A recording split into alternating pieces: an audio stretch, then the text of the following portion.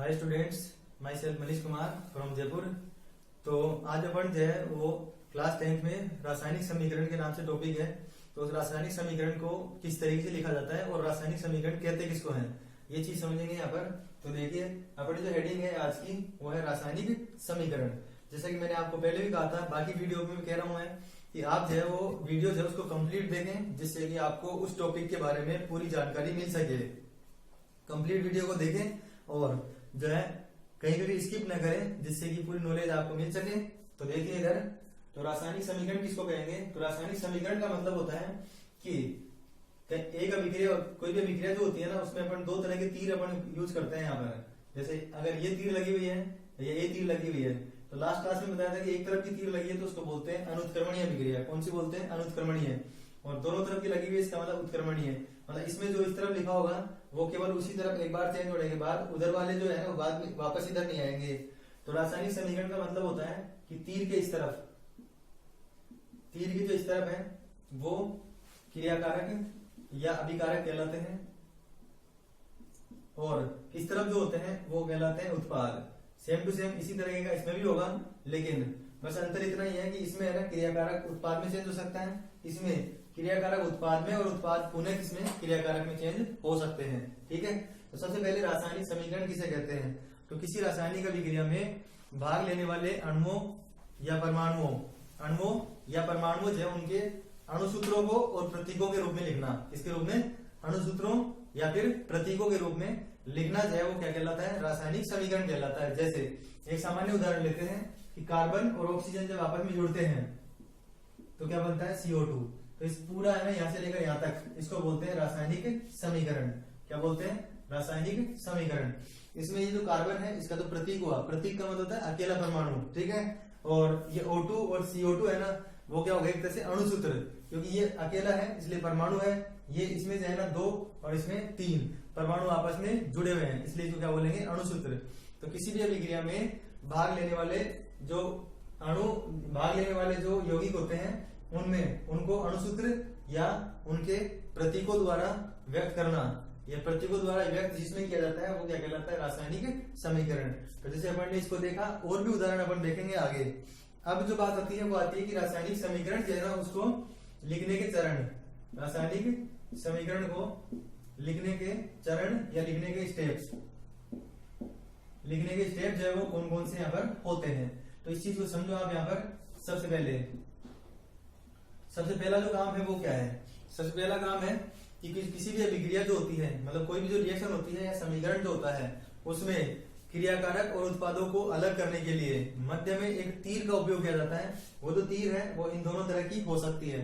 तो पहले तो अपन किसका उपयोग करते हैं? क्रियाकारक और उत्पाद को अलग अलग करने के लिए तीर का उपयोग करते हैं।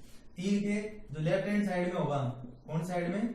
लेफ्ट हैंड साइड में, मतलब पूंछ की तरफ। ठीक है। तो लेफ्ट साइड में होंगे, उनका नाम मैंने बताया अभी, वो क्या होते हैं? क्रियाकारक होते हैं। क्या होते हैं वो? क्रियाकारक। तीसरा नंबर में बताया कि जो राइट हैंड साइड में होता है, इसको भी इसी के साथ याद रखो, तो रख लो चाहिए से। जो राइट हैंड साइड में होता है वो क्या होता है? उत्पाद। क्रियाकारकों का ही दूसरा नाम क्या बताया? अभिकारक। क्रियाकारक का दूसरा नाम अभिकारक। तो पहला नियम क्या बता दिया? पहली स्टेप, पहला पद क्या होगा हमारे पास? पहला पद हुआ यहाँ पर कि किसी भी अभिक्रिया जो है उसको व्यक्त करने के लिए, क्रियाकारक और उत्पादों को अलग अलग करने के लिए उनके बीच में जो है वो क्या करना पड़ता है? एक तीर लगाई जाती है। तीर जो है वो 2 प्रकार की हो सकती है, जिसमें केवल क्रियाकारक उत्पाद बनाए वो तो अनुत्क्रमणीय अभिक्रिया होगी, ये वाली तीर लगाएंगे। और अगर अभिक्रिया उत्क्रमणीय है तो उसमें दोनों मुंह वाली तीर अपन यहाँ पर इस्तेमाल करते हैं। ठीक है। इतनी बात समझ में आ गई। तीसरा जो है ना वो सबसे ज्यादा इंपॉर्टेंट है इसके अंदर, कि सभी अभिक्रियाएं जो है वो द्रव्यमान संरक्षण के नियम का पालन करती हैं। सभी अभिक्रियाएं द्रव्यमान संरक्षण के नियम का पालन करती हैं। इसको समझो आप, इसका मतलब क्या है? ये सबसे ज्यादा इंपॉर्टेंट है और यही अपने काम में आएगा।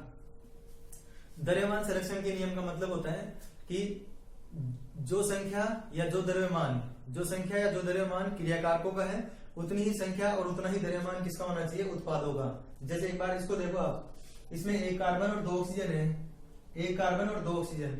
इधर भी क्या है? एक कार्बन और 2 ऑक्सीजन। इसका मतलब ये हुआ कि परमाणु की संख्या बराबर है, और परमाणु की संख्या बराबर है तो द्रव्यमान बराबर होगा। वैसे इस नियम को भी मैं बताया था आपको बोल के। तो जैसे ऊर्जा संरक्षण का नियम होता है, उसी प्रकार द्रव्यमान संरक्षण का नियम भी होता है। इसमें अपन किस तरीके से बोलते हैं इसको, इस नियम के अनुसार द्रव्य को न तो नष्ट किया जा सकता है और ना ही उत्पन्न किया जा सकता है। इसका मतलब ये हुआ कि ये जो है ना, ये जिस रूप में इधर थे उसी रूप में उधर रहेंगे, लेकिन इनका जो रूप है ना वो बदल जाएगा। रूप का मतलब है जैसे कार्बन का जितना द्रव्यमान यहाँ पर है उतना द्रव्यमान इधर है, लेकिन ये पहले कार्बन अकेला था, अब जो है ना वो किसके रूप में बदल गया, ये CO2 के रूप में। ठीक है, दूसरी भाषा में कहें इसको तो सभी अभिक्रियाओं में क्रियाकारकों और उत्पादों के द्रव्यमान सदैव बराबर होते हैं। सभी अभिक्रियाओं में क्रियाकारकों और उत्पादों के द्रव्यमान हमेशा समान होते हैं। इसका मतलब क्या हुआ, इसका मतलब ये हुआ कि सभी अभिक्रियाओं के लिए द्रव्यमान जो है ना वो संरक्षित रहता है। संरक्षित का मतलब बराबर। ठीक है, समझ गए ये चीज, ये बहुत इंपॉर्टेंट थी।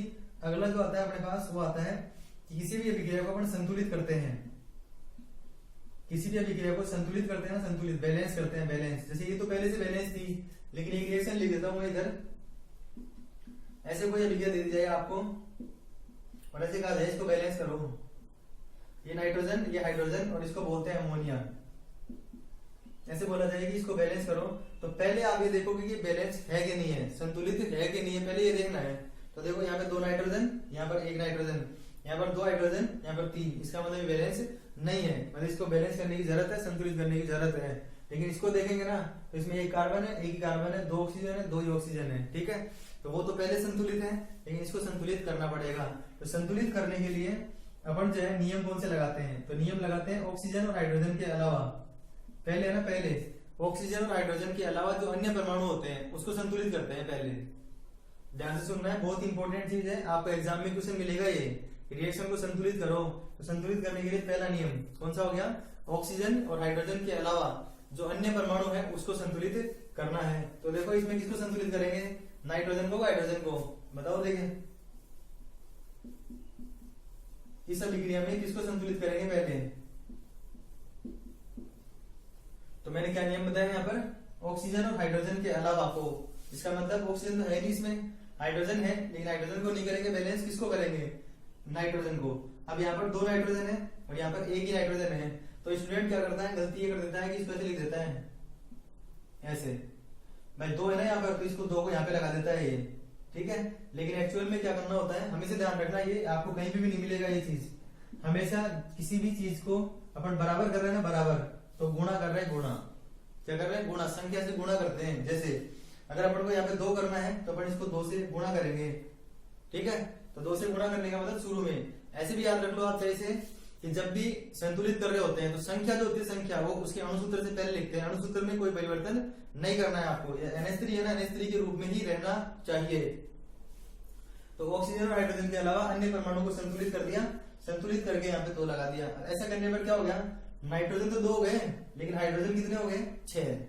वैसे ही पता है आपको, एक NH3 में कितने हाइड्रोजन है, 3 है, तो 2 NH3 में कितने होंगे, 6। अब देखो इसको 6 कैसे कर सकते हैं, यहाँ पर 3 लगाकर, तो ये अभिक्रिया जो है ना अब क्या हो गई, संतुलित हो गई।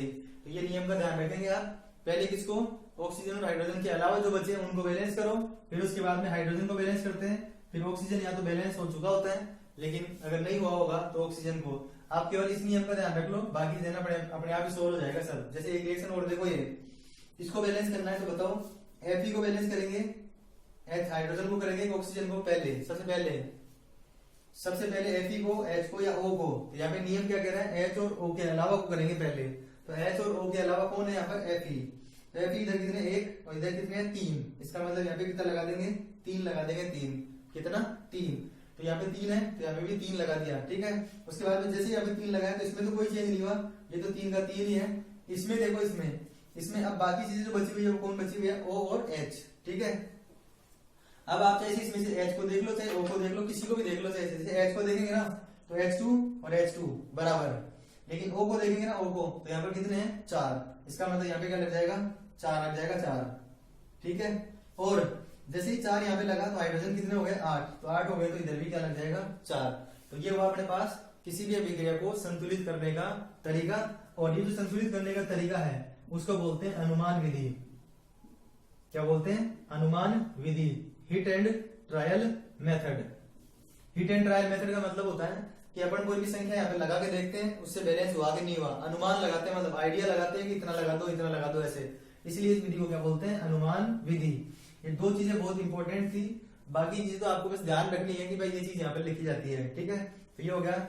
अगली जो बात आती है वो आती है कि वैसे ये काम अपन को करना नहीं होता एग्जाम में, कभी क्वेश्चन पूछा नहीं जाता। ये एक्चुअल में क्या होता है कि अगला जो नियम है वो है कि जो पदार्थ आपको दे रखा है या जो परमाणु दे रखे हैं या अणु दे रखे हैं, परमाणु या अणु की अवस्था लिखते हैं।